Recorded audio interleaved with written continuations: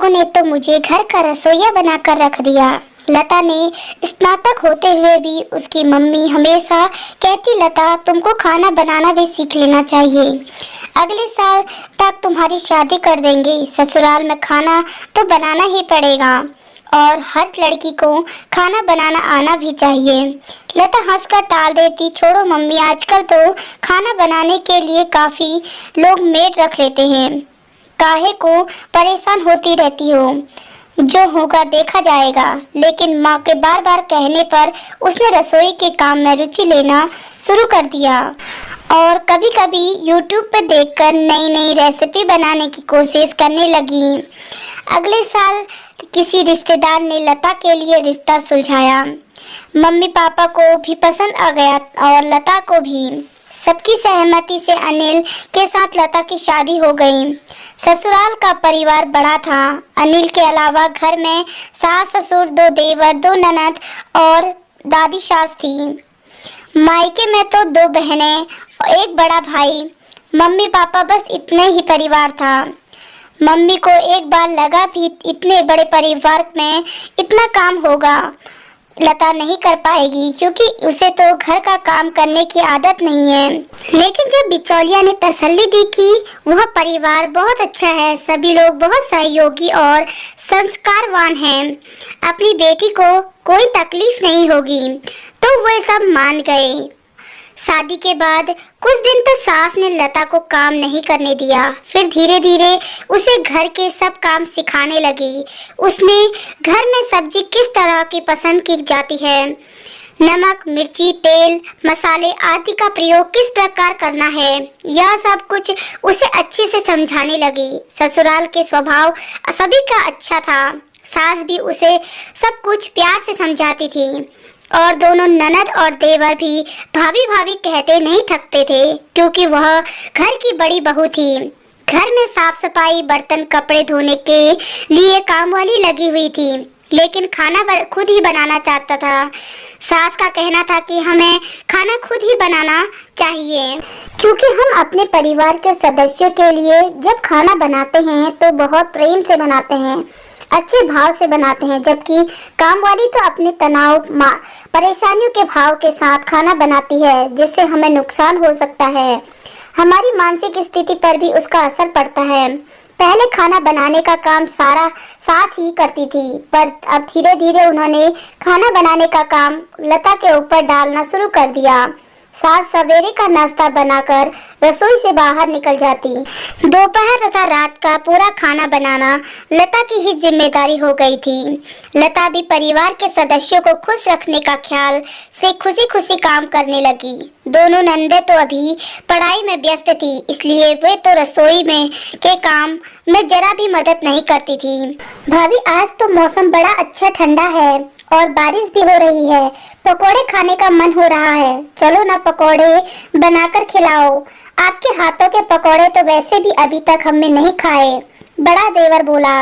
मुस्कुराते हुए लता पकोड़े बनाने में जुट गई और सचमुच उस दिन पकोड़े बहुत स्वादिष्ट बने। सभी ने जी भरकर खाए और लता भी काफी तारीफ हुई। भाभी, आज गाजर का हलवा बनाइए ना, अभी तो बहुत अच्छी गाजर आई है, छोटी ननद बड़े लाड से बोली। अच्छी खासी मशक्कत करने के बाद गाजर का हलवा लता ने बनाया। क्योंकि परिवार के सदस्य अधिक थे, 2 किलो गाजर घिसने में, पकाने में और दूध मावा डालने में, भूनने में काफी वक्त लग गया। वह बहुत थक गई थी। कुछ देर आराम करने के बाद रात के खाने का समय हो गया और फिर से उसे रसोई में लगना पड़ा। एक दिन दादी सास बोली, बहू रानी, इतने दिन हो गए हैं तुम्हें, यहाँ आओ। यहाँ आए पर तुमने एक दिन भी हमें मूंग का हलवा बनाकर नहीं खिलाया। हमें बहुत पसंद है, बनाओ ना। लता ने तो आज तक मूंग का हलवा नहीं बनाया था। उसने मम्मी को फोन करके रेसिपी पूछी और साथ में सासू माँ को भी बनाने की तरीका पूछा और मूंग का हलवा बनाया। दादी सास बहुत खुश हो गई और ढेरों आशीष देने लगी। फिर तो वह हर महीने फरमाइश करने लगी। इस बीच लता एक बच्चे की माँ भी बन गई, लेकिन रसोई की जिम्मेदारी, खाना बनाने की जिम्मेदारी वैसी की वैसी रही। जितनी देर वह रसोई में रहती सास ससुर नंद बच्चे को संभाल लेते, लेकिन रसोई में लता की मदद करने कोई नहीं आता। अब धीरे धीरे लता भी काम के बोझ के कारण खिंचने लगी। एक दो बार दबी जुबान से उसने अनिल से इस बात की शिकायत भी की कि उसका बहुत सारा समय रसोई में ही निकल जाता है। इतने बड़े परिवार के लिए एक बार में 25-30 रोटियां बनाना कोई कम बात नहीं है।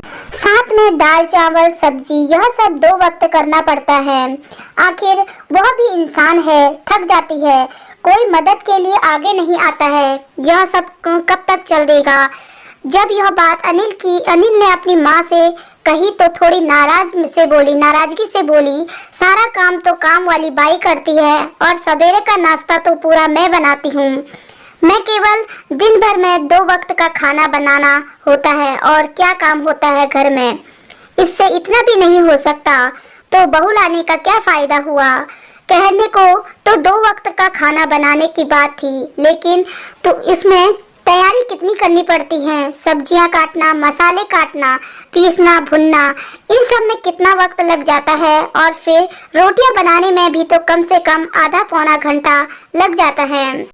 परोसते समय भी किसी को प्याज कटे हुए चाहिए तो किसी को पापड़ तला हुआ, किसी को अचार चटनी चाहिए। यह सब भी तैयार करके टेबल पर रखना होता है।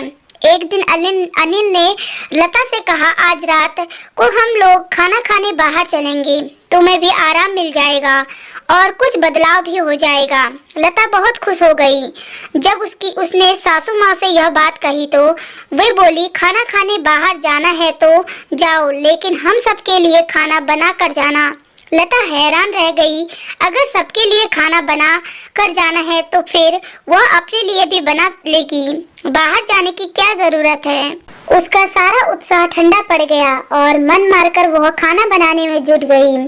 शाम को जब अनिल आया तो वह तैयार नहीं थी। उसने पूछा, मैंने तो सवेरे ही कहा था बाहर जाने खाने खाने चलेंगे और तुम अभी तक तैयार नहीं हो। लता ने जब सारी बात बताई तो अनिल को भी बुरा लगा, लेकिन उस समय उसने कुछ नहीं कहा, पर मन में निश्चय कर लिया कि इस बारे में माँ से अवश्य बात करेगा।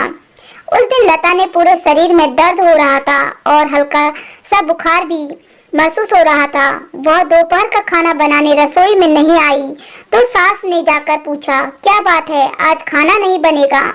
मम्मी जी, आज तबीयत ठीक नहीं है, आप ही बना लीजिए, मेरी हिम्मत नहीं हो रही है। बहू, ये छोटे मोटे दर्द और शरीर के साथ लगे रहते हैं, एक दर्द निवारक गोली खा लो। इसका मतलब यह तो नहीं है कि आज खाना ही नहीं बनेगा। चलो, मैं साथ में थोड़ी मदद कर देती हूँ। लता को बहुत बुरा लगा, लेकिन वह कभी सास के सामने जवाब नहीं देती थी, इसलिए चुप हो गई और ऐसी हालत में भी सास के साथ मिलकर खाना बनाने लगी। रात को जब अनिल ने उसकी तबीयत के बारे में पूछा तो उसका आक्रोश फट पड़ा। आप लोगों ने तो मुझे घर की रसोइया बनाकर रख दिया है। सवेरे से रात तक सारा समय किचन में ही लगी रहती हूँ। कभी किसी को चाय चाहिए, कभी किसी को पकौड़े, तो कभी किसी को और कोई स्वादिष्ट व्यंजन। नई नई फरमाइश करते रहते हैं। अपने आप खाना भी नहीं परोस सकते, वह भी मुझे ही देना पड़ता है। सबके खाने का समय भी अलग अलग है। क्या मैं थकती नहीं? मैं भी हाड़ मांस के से बने हुए शरीर की हूँ, कोई मशीन तो नहीं। सवेरे से शाम तक कितने घंटे मेरे रसोई में बीत जाते हैं, कभी आप लोगों ने जानने की कोशिश नहीं की। क्या खाना बनाना और रसोई संभालने के अलावा मेरे जीवन में और कोई काम नहीं? मैं तो मन भर के अपने बच्चे के साथ समय भी नहीं बिताती। क्या मेरी जिंदगी में ऐसी ही बीतेगी? बात अनिल को समझ में आ गई। वह तुरंत माँ के पास गया और अपने तरीके से अपनी माँ को समझाया। अगले दिन दोपहर को लता की सास बोली, बहू, दोपहर के क्या सब्जी बनानी है? मुझे दे दो, मैं काट देती हूँ और मसाले भी तैयार कर देती हूँ। रात को दोनों बहनें मिलकर दाल चावल बना लेंगी, बाकी सब्जी और रोटी तुम बना लेना। सुनकर लता को राहत की सांस ली। अच्छा हुआ समय पर समस्या के बारे में पति से कहा और उन्होंने समझकर पूरी परिस्थिति को संभाल लिया। उसने दिल से अनिल को धन्यवाद किया। तो दोस्तों, आपको ये कहानी कैसी लगी? आप अपनी राय जरूर बताएं और अगर आप चैनल पर नए हैं तो चैनल को सब्सक्राइब जरूर कीजिए और वीडियो को लास्ट तक देखने के लिए आपका बहुत बहुत धन्यवाद।